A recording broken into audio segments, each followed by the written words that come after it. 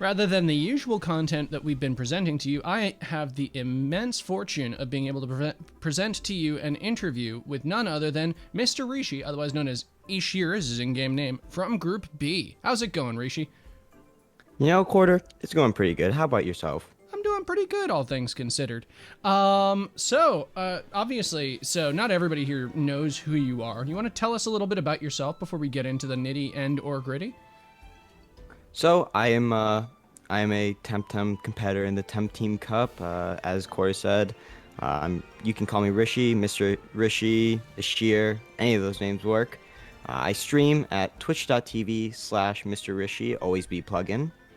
And I'm just a lover of the TemTeam game and the TemTeam community also. How did you get into TemTeam? What brought you to TemTeam versus like some other games?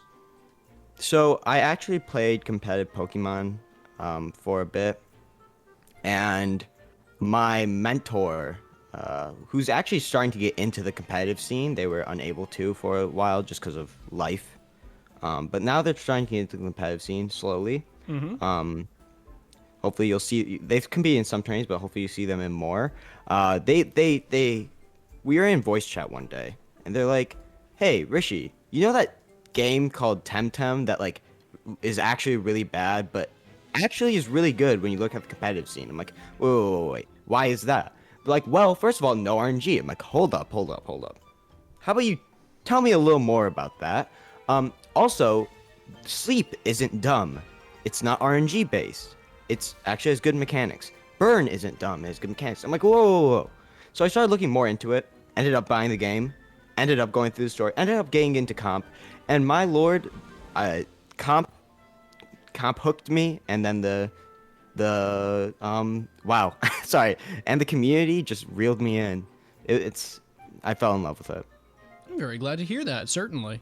So when you're not Temtem-a-running, is there anything else that generally occupies your time? Is there anything you feel comfortable talking about in terms of that? So I honestly, one of my favorite things is when I'm not streaming or playing Temtem, I'm usually either like getting ready for school or like when I mean getting ready for school, I mean slowly putting things together for going back to school since I did take this semester off. So I'm trying to like relearn some things to freshen up on stuff. Mm-hmm. Also, just hanging outside because we just moved to this new house and the porch is so nice. I love just going on it. It's not a big porch. It's just like this. It's like this humble porch that gets sunlight almost all day. And so I think you can just like try to imagine that. And it's so nice. That sounds pretty cool. Is it very like woodsy where you live, or do you live in a very urban area, something like that? It's like it's like metro or so not metro. It's like what is the word? It's suburbia pretty much. So it's like this cross between it's like a cross between woodsy and neighborhood like area. If you can imagine that. Good times. So how have you found the TemTeam Cup so far? Obviously, it's been a very different format to a lot of different tournaments that have happened. So, what's been your experience going through the group stage? So honestly, it was a pleasant surprise. I did not expect it to go like it did in the sense of I love so my one of my whole philosophies was since Temtem's a new game, it needs to experiment with its um, formats, Mm-hmm. right? And I would like that to happen before Krima kind of takes over the competitive scene after launch. And if we already have something that's in place, Krima will most likely adopt that format, right? Mm-hmm. And um, I think the TemTeam Cup is a very good experiment or a very good example of experimenting with it. Because although like best of two is weird, uh, it's it's interesting because it's a test of your mindset. I feel losing that first game, you really have to be able to kind of kick yourself in the butt and be like, hey, even though you can't get the full 3 points and you technically can only tie, you need to win this next one because at least you're getting something better than nothing. And I know at least for me, and I'm guessing other competitors, it's hard. It's hard once you can't win something to kind of push yourself to still win that next game. Even though you're technically still winning a point, it doesn't have the same feeling, right? It's not this sense of closure. But at the same time, the best of two format, it's like I love how it tests that like mindset, and also it makes for some very interesting games. Oh, for sure. So You've yeah, definitely had a bunch of back and forths inside your own matches there. Did you find it like sort of better in your opinion having this sort of back and forth in terms of who wound up getting blue versus orange in terms of sides? The fact that that was just alternating between them, did that feel comfortable to you? So that one I haven't thought about that much, if I'm gonna be honest, but it really came into play in my match against SMVid, because I was very worried about going into that, because I dropped a game at all, and I was worried, rightfully so. So going into that match, I was on stream and I was looking at his team, and we were kind of analyzing it, and I was like, you know what? I was looking at my team, I was looking at his team, I'm like, I want orange side. Orange side is something that throughout all of TemTem, or since the new pick and ban phase has been implemented, people pretty much don't touch orange side with a 7-foot pole. But I think orange side is slept on. I think counter pick and counter ban is extremely good, and in some matchups, way better than blue side. Obviously, this depends on the team and the enemy teams, but for SMVids, it definitely came into play, because I'm like, I really want orange side, because what orange side allowed me to do, I believe, if he didn't ban my Volphy, it allowed me to ban his Gaialis, I believe, and then pretty much my Volphy like really take control of the game. But if he did ban my Volphy, then I had to ban his Mudrid, I believe, I or see. something along those lines. So having counterban was really important for you inside that, because it meant that you were able to sort of govern what you actually needed to prioritize, just making sure you didn't have as an option based on what he first banned, right? Yes, exactly. So, but like, I kind of liked the notion of it going back and forth. I think that only works in a best of two, though. I think in a best of three, you need to kind of have that coin flip, or not the coin flip. Actually, one thing that I don't like about tourneys right now that aren't top cut. So like, obviously, if you have Swiss beforehand, then the seeds in top cut are going to be seeded based on how someone performed. And it's based off of a variable that's objective, right? Right. But in Swiss, in these like double elimination tournaments, some of the double elimination tournaments with coin flip, whoever wins a coin flip gets to choose invite, and I don't like that. I think whoever wins coin flip should invite no matter what. Well, just to take out that kind of RNG of who can choose, right? Okay, so that's just making sure that they don't have necessarily the same agency just out of a single random factor, right? Yes, exactly. The RNG there is RNG in there, but the RNG chooses the outcome, not someone gets lucky because of RNG and then can give themselves the advantage. I see. So if you had control over that, you'd want the random element there to be deciding just something objectively rather than giving that decision to the winner of that random outcome. Yeah, and that actually brings me to a point which is what I liked about the best of two, is that since there was seeding, right? And because of the seeding, there should be some goal, or there should be some advantage to the higher seed, because the seeding wasn't based on random chance, it was based on performance. So there should be some advantage. And the advantage was allowing them to pick whether they invited first and then was invited, or they were invited first and then could invite. So they do get some advantage, especially like I said, if they get the advantage the first game and win that first game, that can actually damage their opponent's mental state. and like the mindset that they're in, which is a lot bigger than some people would think. Oh yeah, mine like psychology plays so heavily into a lot of the nitty gritty of TemTem. A lot of reads and a lot of the plays that people make are based off of how confident or comfortable they feel, or how capable they are of distancing themselves emotionally from the outcomes of a game. Right? Yep. Yeah. I myself have a hard time doing that. I'll be in Swiss and I'll be like 2-2 and I'll be like ready to give up, but because it's so hard, even though I still have a chance, right? Like a very small chance if I like lost my first two games and then I won my next two. Like I still have a very small chance, but it's so hard for me to just like push myself, right? And it's a hard skill to work on. At least for me. Like it's definitely something that I've been working on, but yeah, it's very interesting to see how the best of two format actually balances out that the advantage someone should get and or shouldn't get from this choice in seeding and stuff like that. So I would have to say that's an advantage of the best of two format over the best of three, which I didn't think I would ever be saying. I figured that the best of two format was inferior to best of three, which I think it is, but I think the best of two format is better than best of one, actually, if you're not using Swiss rounds. Right, right. So that said, the same best of two format here allowed for a lot more volatility in the overall placement of everybody inside these group stages as well, right? The fact that even the point system meant that it still went down to the wire even in the last week. Like it added such gravitas to your last few games. Yeah. Oh yeah. It really, really did.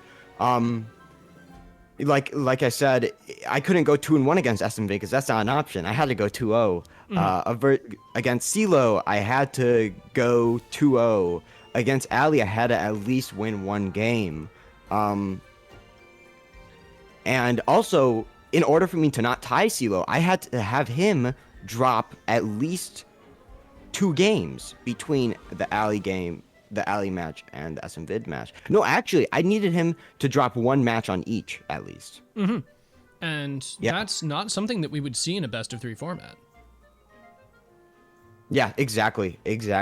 So I guess the best of 2 format really saved me there. And also, SM Vid changing up teams, making his, like, SM Vid, the first week I versed SM Vid, I looked at him, I'm like, okay, I've never seen this person before, but I can't let my guard down.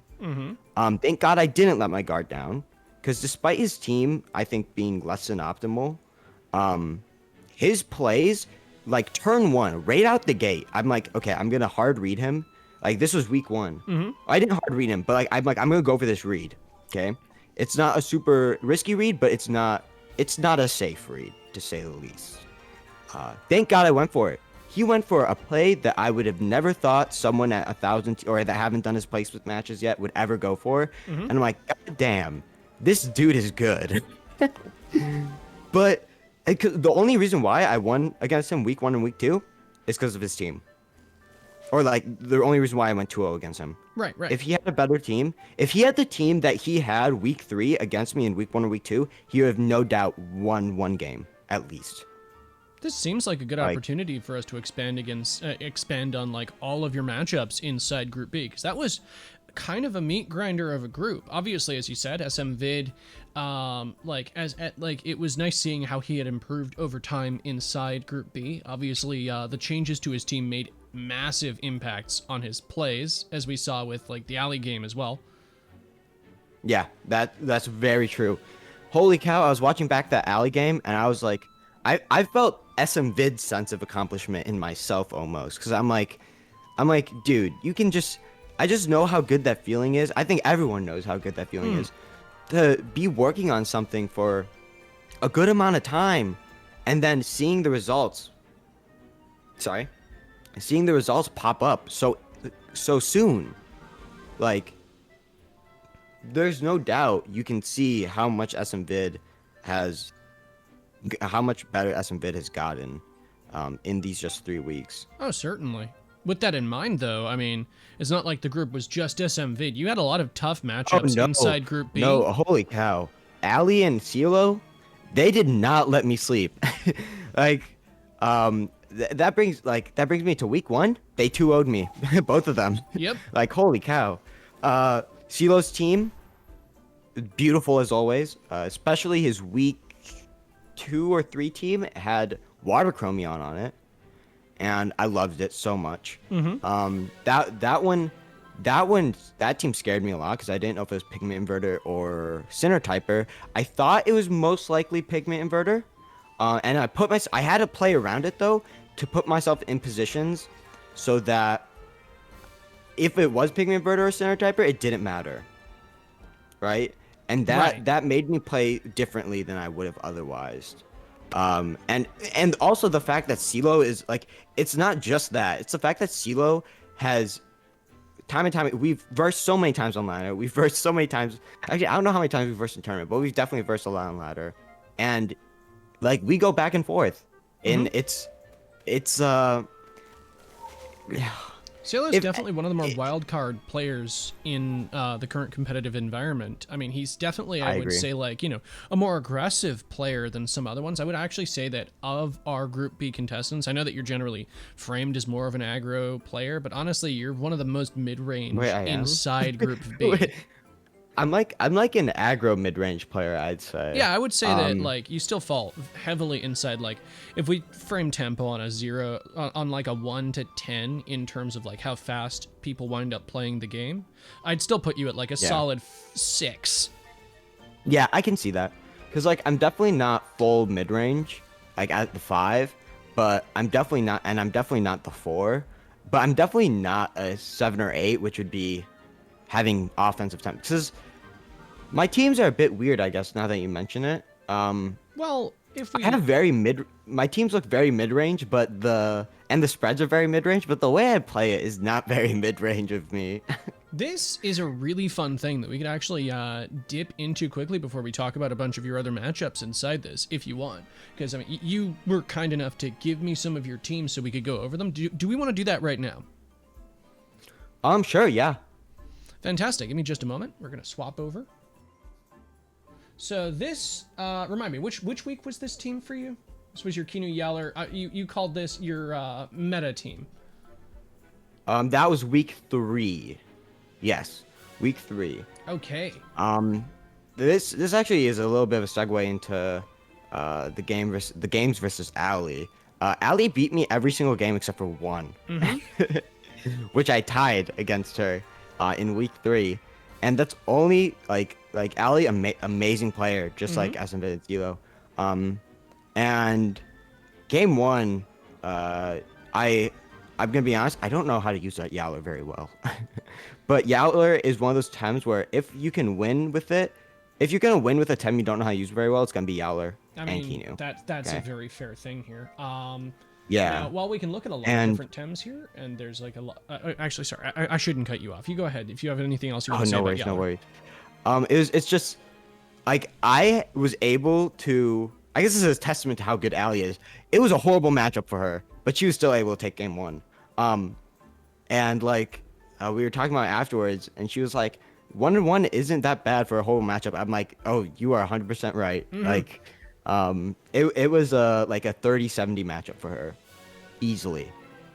And I also want to say that one of the reasons why I think I did so much better in week 3 than I did in week 1 or 2 is because I went into the week thinking, okay, I need a team that I know I can't make it the best team possible. Right.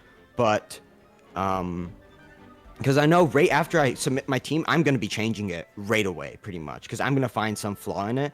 Because as we were talking, we were actually talking about this earlier. You were talking about this a little earlier, just so I can broadcast this to everybody here. Obviously, we've talked a lot, you and I, and generally we both have come to understand that your team building process is a very fluid and dynamic one, right? Like, you'll put something on the board, and then you're very liable to tinker with that over time into something that you're more comfortable with. Yes, exactly. So obviously this is not a flaw in the tourney design because that's just how the tourney had to be run. But I was encountering this problem where I would create this team and then I would change it pretty much the day afterwards. And this also affected my mindset because I felt like I wasn't playing at my peak performance because I wasn't using the peak version of my team. And that affected my mindset, especially in week 1. And week 2, coming off of a double loss in week 1. I can imagine that the And so, combination of those two things would be very grating for you as you're looking to progress, because it's like it can be very easy, especially when you're met with immediate like misfortune in terms of your plays and matchups over the course of, like, say, that first week, especially where you got 2-0'd twice. Like, I know a lot of people that will immediately start looking at their team and how they're playing with their team inside that. yeah. And so I went into week 3 being like, okay, I usually my teams, because I don't have, one of my things that I like doing is when I'm playing in a tourney with a team, I like to at least have a little bit of fun with it. And honestly, I'm one of those people that likes to be hippie and like, no Kinu Yowler when Kinu Yowler was meta. Right.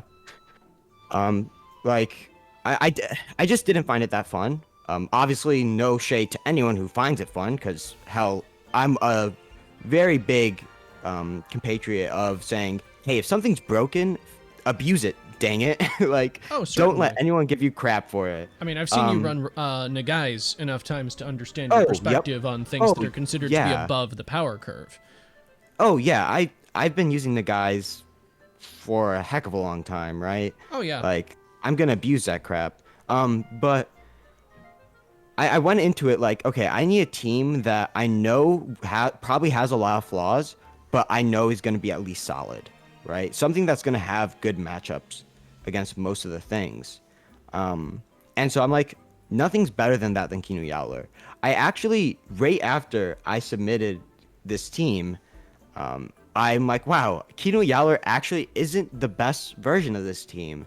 So I ended up swapping Kinu Yowler and Gaialis out for Grandpa, Nidrazil, and Grandpa, Nidrazil. Oh wait, and I also swapped out Vola for Grandpa. Or I swapped out Vola for Grandpa, Gaialis for Nidrazil, I believe. And Kinu for Grumper, and Yowler for something else. Don't remember off the top of my head. Well, I know you sent me another team that we can contrast this one with. Obviously, if we quickly examine this one, we see, of course, the classic Kinu, Yaller, Naga, Ragnet core here. Getting further into the other choices you made, obviously Volfi and Mashuk are very standard staples on this team. I think that, Yep. like, especially if we take like the what's considered to be like the solid mid-range core that a lot of people made pre 0.7.2. Yeah. We regularly wound up seeing like Kinu, Yaller, Ragnet, Nagais, Volfi, Mashuk, and then like 2 flex slots. I noticed here that you picked Volorend, which obviously combines pretty effectively with Gyalis, your other pick, and the Mirroring Gyalis. I wanted to talk to you about how comfortable you felt using Mirroring Gyalis. I've noticed that you've been kind of a holdfast on this Tem. It's featured in the vast majority of the teams that you brought to the TemTeam Cup. Honestly, I felt really comfortable using it. It just is such a nice Tem to be able to get your hands on if you don't have Cameo on your team. Because as you look at my team, there is no other Tem that can use Cameo unless I have Scuff Speed Kinu to use it on Yowler. Yep. And it was, I guess I could use Cameo Mushuk, but Camo Shook's a wild one. I can see that. it would mostly be for countering Naga Ragnet so that my Mushuk can't get burned, but I don't have any P-Jab support outside of Ragnet to do P-Jab into Wastewater. Which you would have to do in order to confirm the KO on the guys. Exactly. And so, but like, Mirroring Gaialis is really nice because I believe it was week 1 or no, week 2. I took a game off CeeLo, I believe, because my Mirroring Gaialis actually KO'd their Volfi because I swapped it in on, or I left it in on a Dust Vortex. So I was able to get a hook kickoff, and then Volfi Dust Vortex my Gaialis. I believe it was week 2. It might have not even been against CeeLo. I'm not sure. think I recall seeing that. I've been pretty astonished by how much value mirroring has gotten off of a lot of separate Tems. People are quick to undervalue, I think, the 40% for mirroring. Now, granted, that's changed a lot over time, but I just, Yeah. once again, I'm going to highlight, you're one of the first people I saw who really glued themselves to this, Tim. I would definitely say it looks like this is a comfort pick for you, which is interesting to see. Do you want to talk about the fact that you've gone for like a very heavy bulk on that? Do you think that's generally a more important thing than speed on your mirroring Gallus? So the reason why I went for a heavy bulk on my mirroring Gyalis is actually so that if you look at my Mushuk spread, it outspeeds my mirroring Gyalis. Oh yeah, so it does. Yeah, so I actually can go for a P-Jab into Crystal Bite, which completely nukes some things. It nukes actually everything that doesn't resist it.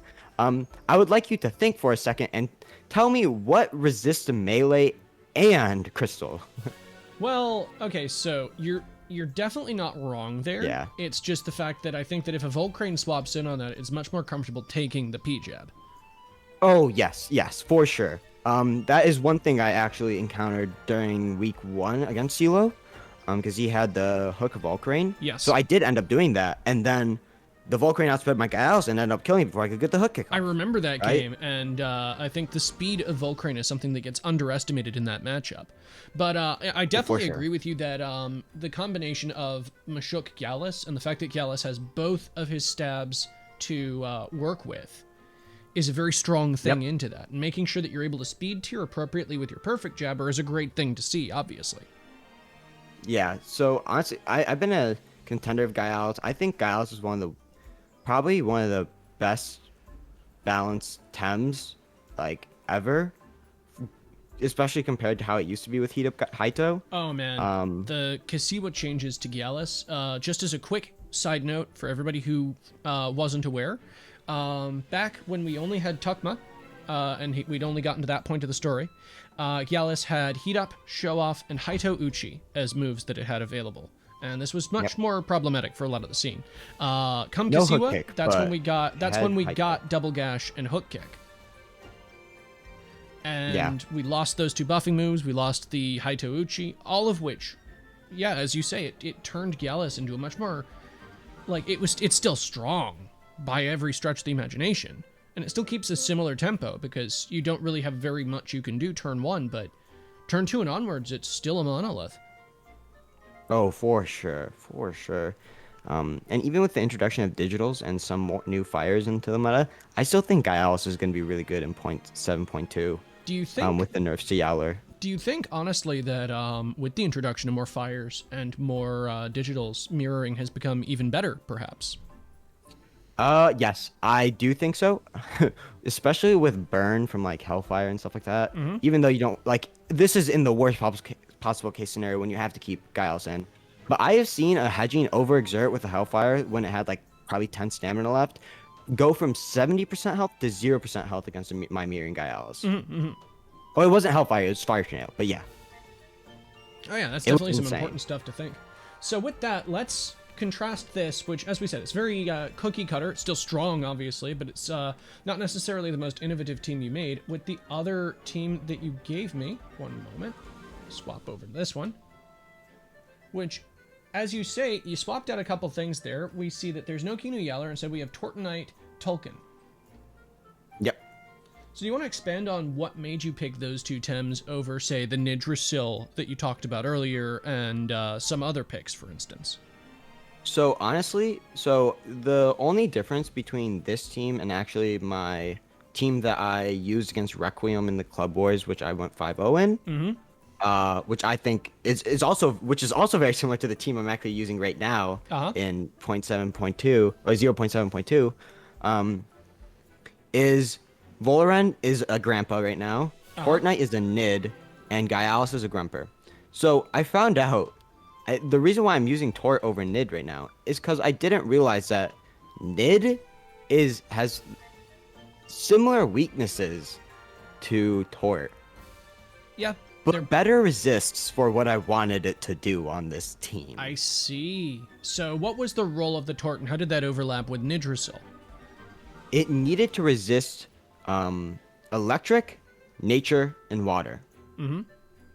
And also, actually Earth a little bit. And as you can see, Tortonite resists all those three, but is also weak to Earth.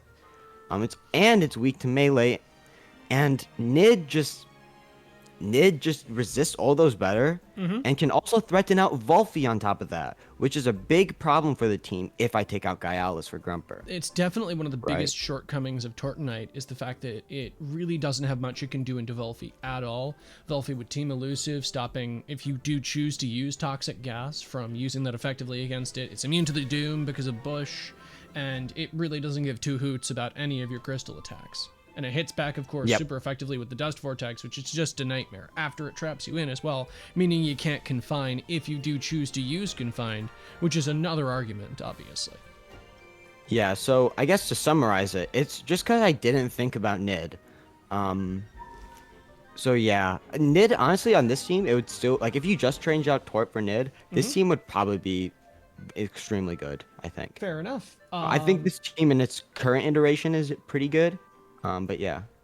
Nice. So I noticed that you do still have a lot of very fast things into this, like excluding... Okay, so obviously you can run anaerobic Valorant very slow. I see that you are with this. You said that's a Grandpa now. Yes, it is Grandpa now. But my grandpa actually doesn't have much speed on it. It only has enough speed to outspeed max speed Mushuk with Tornado. Interesting. So would you say that's still usable inside Decidora then? Yes, it is. Because it actually, funny enough, it actually underspeeds no speed Mushuk. Really? With Wind Burst, yes. Oh, that's interesting. I feel like a lot of people can forget the high base speed of Mushuk in a lot of circumstances. Yes. At level 70, it hit 141. Grandpa hits 140 to outspeed Mushuk. And the same actually goes with level 72. Actually, no, it's better than level 72. Because I think Mushuk reaches 145 without any speed investment. And Grandpa hits 140, needs 143 speed in order to outspeed it with max speed with Tornado. With that in mind, you've obviously circumvented the issue of Tireless being harder to use effectively now due to the slight level increase, stopping two Wastewaters from overexerting you unless you scuff stamina, as some people are already adapting to. Yeah, I'm honestly a proponent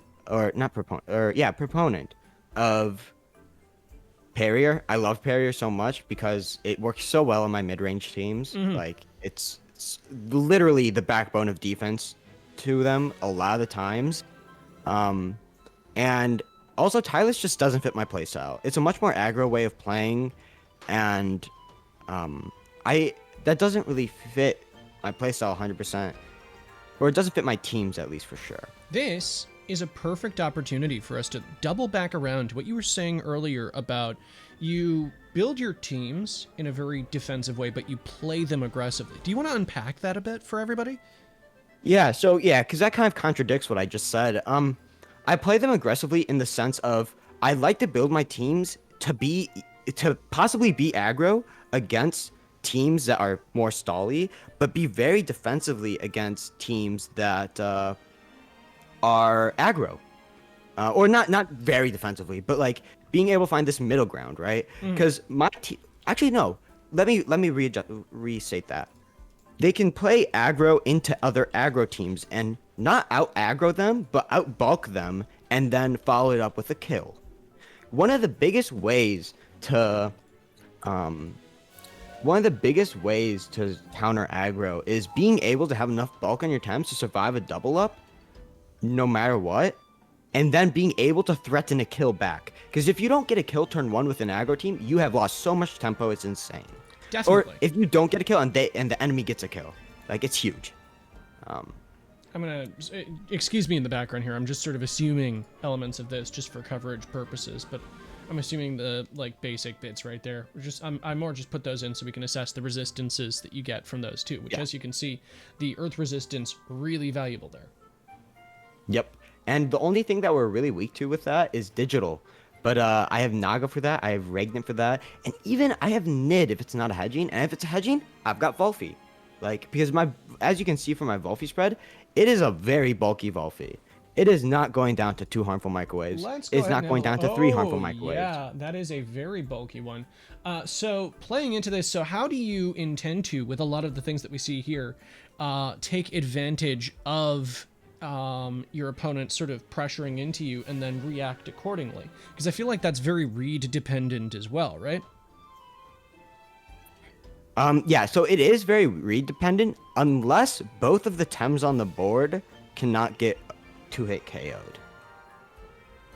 And when that's the case, it does come down to some reads, but it's not as read dependent. You can make much safer plays by doubling into stuff. So like let's say they lead with double fire push, right? Right. Naga gets it insta banned, but Obviously. my Regnant and Mush Hook both live a double Synergy Master Lava Wave. Okay. That allows me to lead Regnant Mush Hook, and I can double up into one of the Quish, and then kill it. Now And that, I'm in assuming, return, they have killed nothing. If you're in that position, you probably this is the want wrong to... spread. This is the wrong spread. This is my old spread for it, but my new spread is able to live it. Is that something you want to spoil to our charming audience, or do you want to keep that secret for yourself? Well, I believe what I will spoil is that it's max HP with like 112 defense now, I think. Okay, and I'm In assuming you're just dipping 0.7.2? that out of attack. Yes. And that allows me to live the double up, and now I have essentially no risk of, like, I don't have to swap out, because you don't want to be swapping out a whole ton against aggro teams, right? If you are, then you're going to be losing. And if they decide to swap out as an aggro team, they just lost so much more tempo also, right? They still lose a lot of tempo. They don't lose maybe as much tempo as if one of their Temps die. If not, actually, they might even lose more because they don't get the damage off. Well, I feel like that can be a reductive way of looking at aggro, obviously. Like That's true. As I'm sure we could get into, one of the challenges of playing aggro is knowing precisely when to shift your positioning, because as you're saying here, like I think something we can quickly just bring to the surface is that when you're playing aggro, you need to make every turn count, because the longer the game goes on, the more momentum you're liable to lose. Yeah, like one of the best form of aggro, I think, after the Yalern. Oh, I think the best form of aggro right now is just putting a bunch of strong Tems on a team, and kind of making them go burr. But once we hopefully see nerfs to things like Oshiara, and stuff like that, I think we will see more of the Funky How or Lola aggro play, which is just like calculated aggro. They're very aggro teams still, but they are able to swap out and do stuff like that, and not lose the game because of them swapping out one time, right? Yeah, I get what you mean there. Funky How, for instance, cushion themselves, I should say. They cushion themselves. They allow themselves more slack.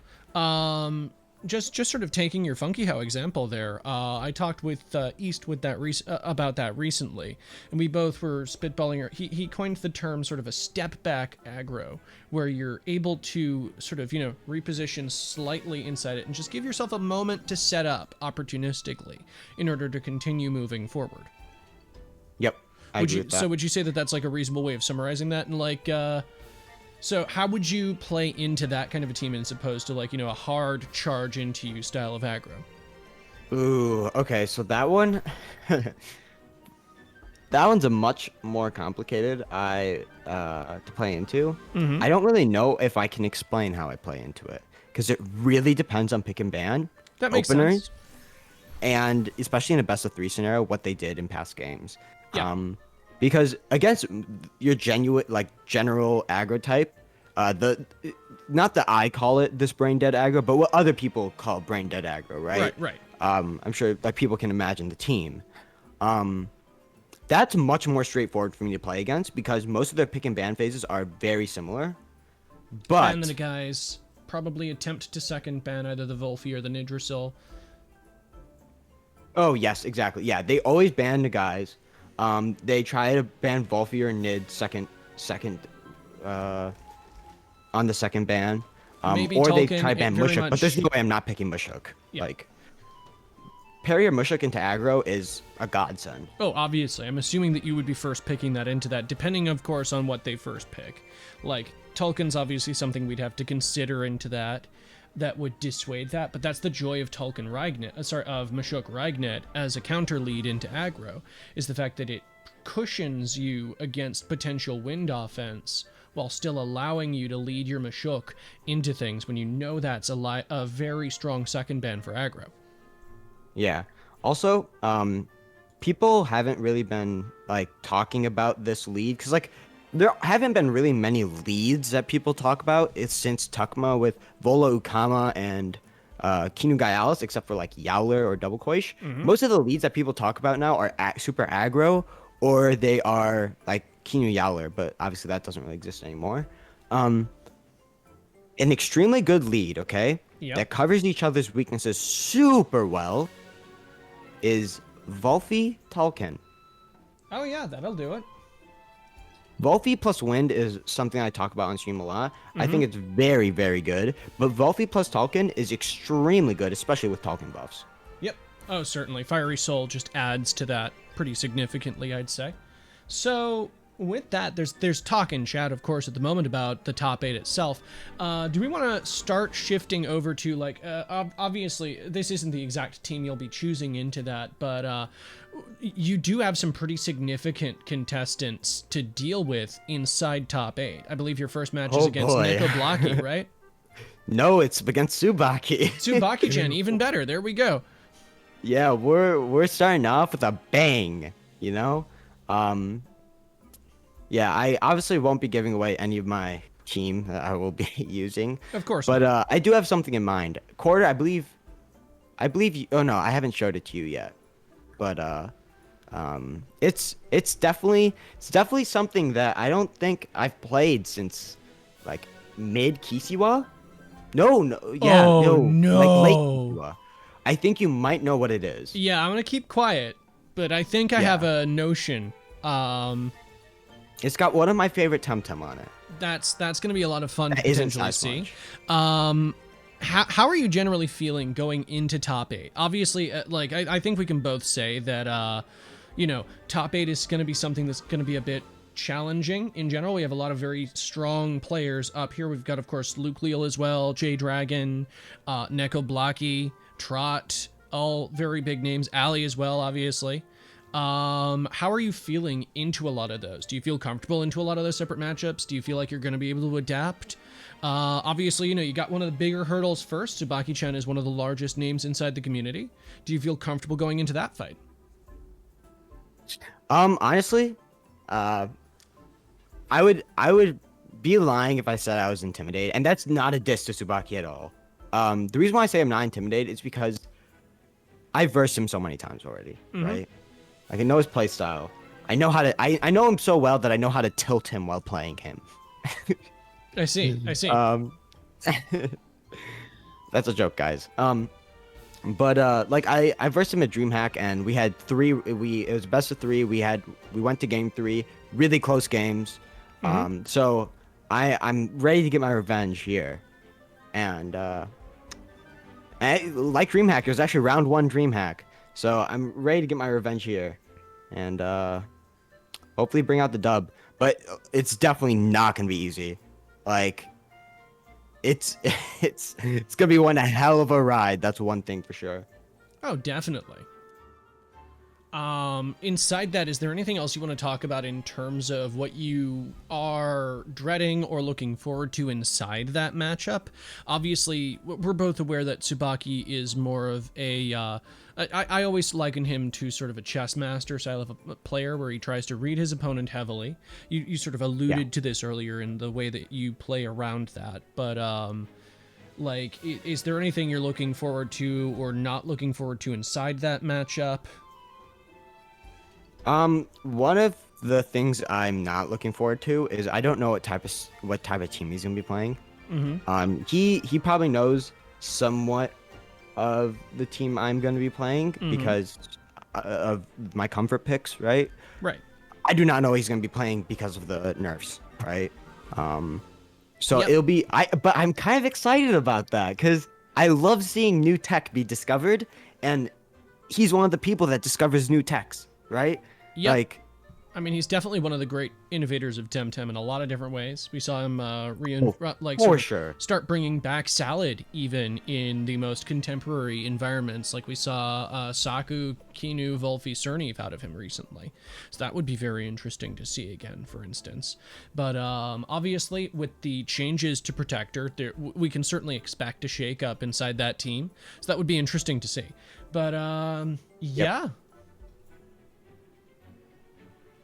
Let's Yeah. see. Is there anything else that we want to discuss in terms of how the top eight's going to be playing out there? I mean, obviously, I don't expect you to try to like predict much further beyond your current match, nor would I expect you to have an answer to that. But like, do you feel like you've got a chance for the running for the top, or do you feel like you'd be fighting I against the odds there?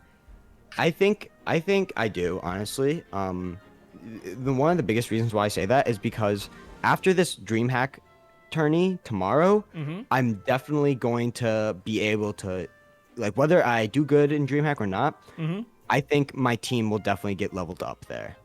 You know what I mean? Definitely going to reach a higher level of what it's at now. Or if I do really good in DreamHack, maybe it'll stay the same, and it's already like really good, right? All right. So I'll be feeling confident in my team. I'll have a lot of practice with my team, and well, I'm really excited, honestly. I'm One of my favorite things about TemTem is having hard, good matches, like whether I win or lose, right? Obviously, I would rather win than lose, but I still love having really close, good matches. Oh, of Which course, is why of course. I loved my matches with in Group B so much, is because they were so good. So many of them were so close, also. Yeah, no, that makes a lot of sense. I've noticed that you, in general, you like it when there's a bit more of a back and forth between your matches, and I've noticed a lot from seeing you on stream, of course, that you're willing to get your hands dirty inside something and experiment in a tournament or a ladder setting. That's not something that's anathema to you. Yeah, exactly. Well, we're reaching the sort of twilight hours of this interview here. I've gotten through most of the things that I want to ask you. Is there anything else you want to talk about as we're closing this off here? Not that I know of. I just wish Chat and you and Tylo. Oh, I'd actually like to thank Tylo for hosting all this, and everyone else that had a hand in hosting all this. It's been an amazing tourney. If you guys don't already know Tylo, I don't know how you guys don't know Tylo. He's the head of he's like pretty much the man behind the scenes in TemTeam, and all of this, the TemTeam Cup and everything. So give him a thank you. Oh, At definitely. least. If you guys aren't aware, Tylo's kind of a big deal. Pretty cool dude.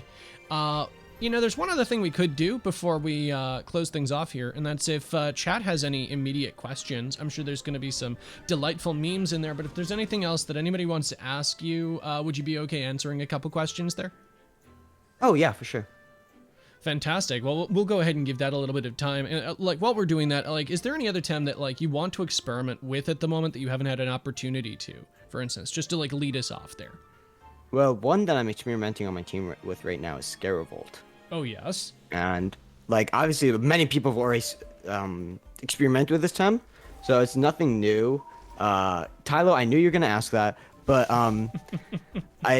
it's nothing new, but I haven't used it yet, and I'm really excited to see what it can do. That's fair. Are you going for a half full or a good friend? Because I know those are two very different styles of play for Scarevolt. On my team, it's half full. Okay. So, well, and knowing that, you probably really know the team that I'm probably going to be going for. And if you don't, I'll let you know after this. Of course, of course. Obviously, Half Full has a lot of really fun things you can mess around with and I look forward to seeing those. So obviously, there's a load of jokes that come around there. So, right, let's go ahead and ask this. Would you say that anyone who plays Kinu now is throwing their TMR away, coming from Umar Patel? Am I allowed to swear on here? No? Probably not. Probably I'll not. Heck no. PG. Heck to the no, okay? I think Kinu's fine. You don't swear on it? fuck no. Like Kinu did get nerfed heavily, right? It went from but like Subaki said, even it went from an S tier to a B plus tier tem. It's still very usable. I think the games I've played against people using Kinu, I still have to respect Kinu 100%. If you do not respect that thing, it is gonna get a protector buff, gonna get a stonewall buff, it's gonna get a sack off, and then oh dang, now it is at +5/+5, and you can't do anything. Yep, that's definitely something that'll wind up happening there, especially now that we've got the sort of stat buffs back. Well, I mean, the stats have in some ways been reverted, for instance, on Kinu versus the various nerfs that it's gotten over time. It's much more of a fright in terms of a tem in and of itself. I know some people have kind of discredited Kinu for only having one offensive option, but do you think it's got a lot to work? Like, this is such a specious question. Of course, it's got a lot to work with in terms of a support pool, but like, I don't know. Do you feel like it can stand on its own 2 feet outside of its traits? I think so now it can, yeah. Especially with good team support, but it is the team support, but like with another team support. So it's the sort of thing where you'd say that like you want to spread that around a bit, but it's still perfectly capable of asserting itself. Yes, exactly. Okay, that's good to hear. We have another good question. What was your first impression? Oh yeah, thank you, Platform. +5/+4 from the Kinu combo that I said. There we but what were your first impressions of Tolkien? So I actually that's first impression of Volgon, Tolkien is not Tolkien. Oh, not Tolkien, Volgon. I don't really care about Volgon right now until Krima is able to, or if Krima does change it so that it's more accessible to people to use in tourneys, then I will care about it. But I guess not considering that, Volgon is going to be extremely good if that ever happens and it's not nerfed. Like, superconductivity is insane, and so is short circuit. Yeah, both of those are really impressive traits, and it's got quite the move pool too. Obviously, I mean, personally, I will echo what you said in terms of its accessibility for tournaments, but it's still the kind of thing where, looking outside of that very obvious caveat, I think there's a lot to examine in terms of Volgon. Would you say that you would be willing to, like, okay, excluding your perceptions of it regarding its current accessibility, would that be something that you would want to build a team around? Do you think it's worth building a team around? Oh, for sure. Not only does that thing look OP as hell, it seems like a lot of fun to play. Awesome.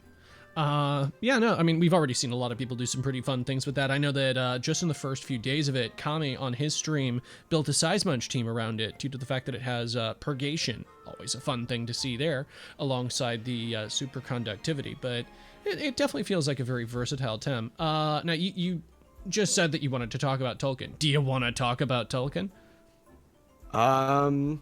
Okay, wait. Yeah, because that's Umar's question. What would you say Tolkien is the best burb?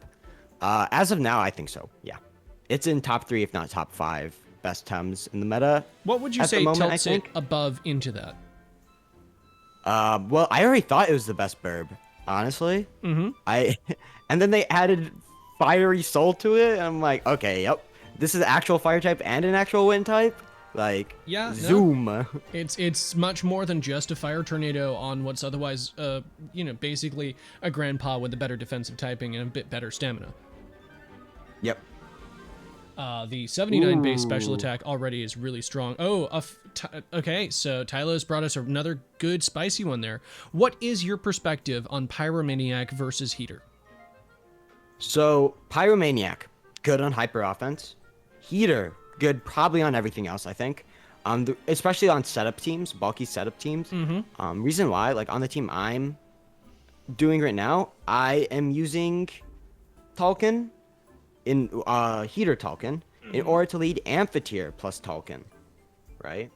And it's so nice at shutting down aggro. It's so nice at like that turn 1 being able to decrease the damage you take on either Tem by 30% is insane. And it's not even 30%. It's actually more than 30% in some cases, because it actually decreases attack and special attack stats by 30%. Oh, boy. Which then translates sometimes to either less or more than 30%. That's an important little side note to make there. The value of what effectively amounts to an ultra priority burn is definitely pretty important there. Obviously, the extra bit of damage out there is still pretty important, but you know, that's why, of course, you made the exception there for it on hyper offense teams, where you basically, you know, immediately just charge in with your wind burst and your fiery soul. With that in mind, obviously you're not a big hyper offense player, but would you recommend in that case like a hand fan over a fire chip for a pyro Tulkun? I think hand fan over fire chip is probably the way to go, just because of how much stamina fiery soul is. Mm-hmm. Yeah. That makes sense. It also means that your wind burst still has a good bit of bite there. Another one out of Tylo, coming in there with the absolute steel chair in this question time there. How excited are you? Obviously, I'm aware of this as well. You've become another of our curators at TemTeam. So how excited are you at helping out with that? I'm really, really excited. Like, I get to join a already expansive amount of I don't know, expansive, but like a very refined group of curators. So I'm really excited to help people out, or help out like with tier lists and stuff like that, testing even. So yeah, I'm really hyped for that. It's gonna be awesome. Fun times. Yeah, it'll be fun having you on there. There's a lot that's worth discussing in terms of things like that, and you've definitely got a lot of good perspectives to bring to those sorts of discussions. With that, I think we've covered a lot of very interesting topics today. Thank you, of course, for your time, Mr. Rishi. Oh, thank you for having me on here. I had a blast. Well, anytime. With that in mind, I'm going to thank everybody else for coming out here and giving Rishi your attention and care inside this. If you're interested, we do, as you can see there, have some other upcoming interviews that are scheduled. I will be interviewing Trot later on today. And in the meantime, East, the illustrious East 25, will be interviewing Luke Leal, Tsubaki-chan, and Jade Dragon later on. All of those have been scheduled. The only reason why we haven't presented the times on here is because we aren't entirely sure when all of those will lie down.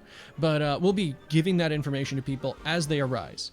In the meantime, though... Make sure to follow to get notified when they go live. Absolutely. Thank you for that, Mr. Rishi. Always an important thing to remember to do if you're interested in this, and if you want to be kept up on all things TemTeam related, TemTeam Cup or not, do make sure to give us a follow.